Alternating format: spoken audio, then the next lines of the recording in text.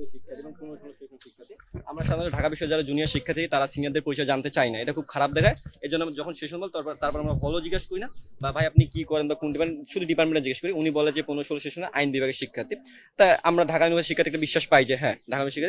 সেই জায়গা থেকে উনি আমাদের টিমের সাথে কাজ করে এবং বিভিন্ন প্রেস ব্রিফিংয়ে উপস্থিত ছিল। আসলে ডাকসু নির্বাচন যখন আমি কেন্দ্রীয় সদস্য পদপ্রার্থীতে নির্বাচন করি, তখন হচ্ছে আমি দেখলাম যে যিনি ঢাকা বিশ্ববিদ্যালয়ের শিক্ষার্থী, কারণ বহিরাগত এনে তো নির্বাচনের প্রচারণা চালানো নিষেধ, উনি ঢাকা বিশ্ববিদ্যালয়ের শিক্ষার্থী, আরেকজন ঢাকা বিশ্ববিদ্যালয়ের শিক্ষার্থী, দুইজন মিলে আমরা প্রচারণা চালাই, পুরো ক্যাম্পাস ভিত্তিক প্রচারণা চালাই।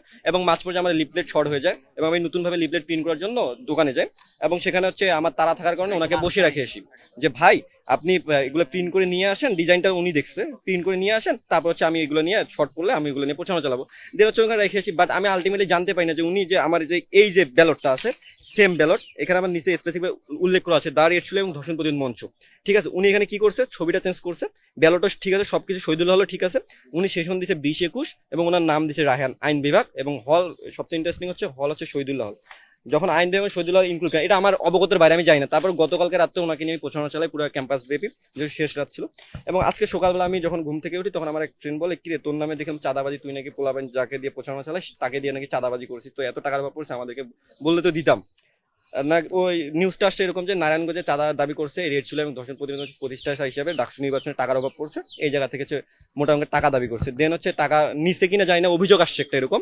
এবং তারপর হচ্ছে আমি এটাকে তদন্ত করার জন্য ওনাকে ফোন দিই যে ভাই আসলে আপনি কি ঢাকা, আপনার তো পরিচয় আমার জানা হয়নি, সিনিয়র ভাই কিছু মনে করবেন না, আমি আপনার পরিচয়টা জানতে চাই, আসলে আপনার পরিচয়টা কি। দেন আমি ওনাকে বলি যে আপনার পরিচয়, বলে 15-16 সেশন ঢাকা বিশ্ববিদ্যালয়। আমি বললাম ভাই আপনার ডিপার্টমেন্ট কোনটা, বলে আইন বিভাগ। তারপর দেন জিজ্ঞেস করলাম হল কোনটা, শহীদুল্লাহ। আমি বললাম ভাই আইন বিভাগ থেকে তো শহীদুল্লাহ কোনো শিক্ষার্থী থেকে আমার জানা নাই, এটা ঢাকা বিশ্ব পসিবল না, আপনি থাকবেন হলপাড়া। তারপর উনি বলে ভাই আমি হলপাড়ায় ছিলাম, হলপাড়া থেকে পরবর্তী আমাকে শিক্ষক ট্রান্সফার করে এই শহীদুল্লাহ হলে রাখছে। তারপর আমি বললাম, আমার একটু খটকা লাগলো যে আসলে এই তো এটা পসিবল না, কারণ এক হল থেকে ট্রান্সফার করা সম্ভব না ঢাকা বিশ্ববিদ্যালয়। তারপর ওনাকে জিজ্ঞেস করলাম যে আপনি লিফলেটে লিখছেন যে 20-21, তারপর উনি বলে ভাই না আমি হচ্ছে ক্যাম্পাসে ভর্তি হয়ে বেশি দিন ক্লাস করিনি, আমাকে হচ্ছে ছাত্রলীগ আমলে বহিষ্কার করা হয়। তাই বহিষ্কার করলে তো আপনার একটা ডকুমেন্ট থাকে, প্রপার ডকুমেন্ট, আমরা রেজিস্ট্রেবল সেই ডকুমেন্ট আমরা পাবো। তা ওনাকে বললাম যে ভাই আপনার আমি একটু রেজিস্ট্রেবল ফোন করে জানি। তা আমি এখানে একটু স্কিপ করছি, মানে চালাকি একটু খাড়াইছি যে ফোন করতে, তারপরে ব্যাক ফোন করলাম, করে বললাম যে আমি রেজিস্ট্রেবল খুঁজলাম, এরকম কোনো ডকুমেন্ট নাই ঢাকা বিশ্ববিদ্যালয়ের ইতিহাসে, এরকম কিছু নাই যে একজন ভর্তি হয়েছে তার কার্ড টার্ড নেই বা কোনো নামে আপনার নামে কোনোই নেই যেরকম বহিষ্কার। তারপর আমি খটকা ওনাকে জিজ্ঞাসা করলাম, তারপর ওনাকে ডাকলাম, মানে ভালোভাবে ডাকলাম যে ভাই আসেন আমরা বসে কথা বলি। ওনাকে যে নিয়ে আসলাম, নিয়ে এসে আমি ডিরেক্ট থ্রু করছি যে কাছাকাছি ডিরেক্ট থ্রু করছি যে আসলে আপনি কি ঢাকা বিশ্ববিদ্যালয়ের স্টুডেন্ট, আমি তো এই কোনো ডকুমেন্টে পাইলাম, তার মানে আপনি ঢাকা বিশ্ববিদ্যালয়ের স্টুডেন্ট না বলতেন। উনি আমাকে এখানে বলে যে উনি ঢাকা বিশ্ববিদ্যালয়ের স্টুডেন্ট না, আমার সব কল রেকর্ড আছে আমার কাছে। তারপর একটা জিনিস উনি ইনক্লুডেড করে যে এনসিপির একটা কথা ইনক্লুড করে, আমি সেটা উল্লেখ করতেছি যে নাহিদ ভাইয়ের কথা বলে, নাহিদ ইসলাম ভাইয়ের সাথে উনি কোনো আসার আগে কথা হয়েছে যে আমাদের এনসিপি কি বলে, নাহিদ ভাই হচ্ছে এনসিপির যে আহ্বায়ক আমাদের জুলাই যোদ্ধা, তো ওনার সাথে নাকি কথা বলছে।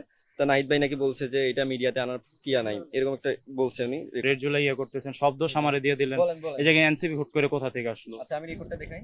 দেখান, আপনি হুট করে এনসিপি নাহিদ ভাই সব, আপনি আমার উপরে সব শিখাই আনলেন যে এগুলো এগুলো বলবেন ভাই, আপনার কোনো সমস্যা হবে না হলে আপনি মিডিয়ার সামনে আমার পুরো দোষ দিয়ে দিতেছেন ভাই, সম্পূর্ণ দোষ এখন আমাকে দিয়ে দিতেছেন।